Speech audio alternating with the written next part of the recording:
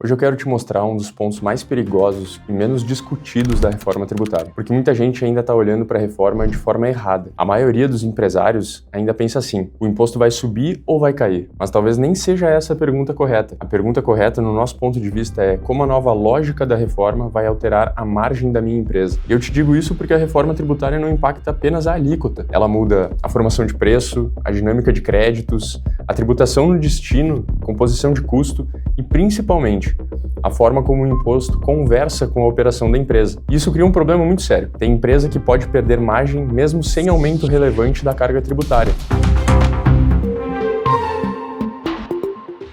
E eu vou te dar um exemplo.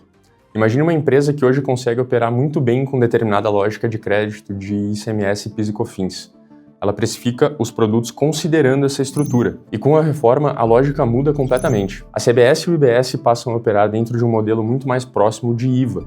E isso muda quais créditos são aproveitados, como o imposto é recuperado e em que momento ele gera efeito financeiro, principalmente como ele interfere na composição do seu preço final. Então pensa comigo. Duas empresas podem vender exatamente o mesmo produto, mas terem impactos completamente diferentes na transição. Porque o impacto depende da cadeia operacional, do tipo de cliente, do local de consumo, da sua estrutura de custo e de como a empresa compra.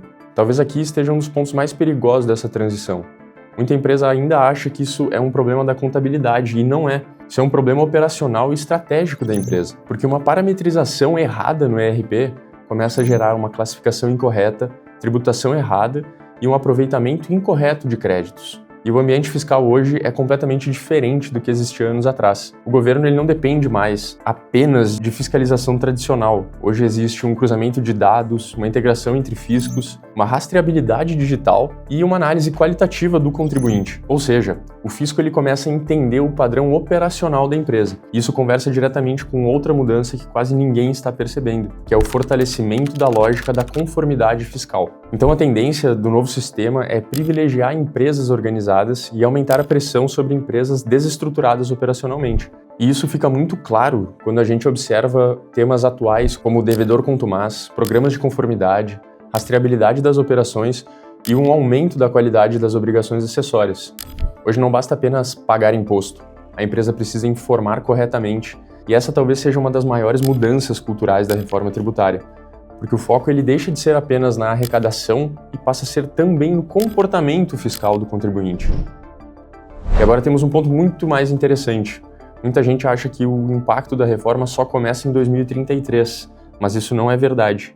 2026 já muda muita coisa. Os ERPs já precisam estar adaptados, as empresas precisam começar a transmitir informações dentro da nova lógica e o mais importante, no meu ponto de vista, é que o governo já começa a coletar esses dados. Então, o período de transição ele não é um tempo morto. Na prática, é um período de aprendizado para o fisco, para os sistemas e principalmente para as empresas. Só quem aprende antes tende a atravessar a transição com muito mais previsibilidade.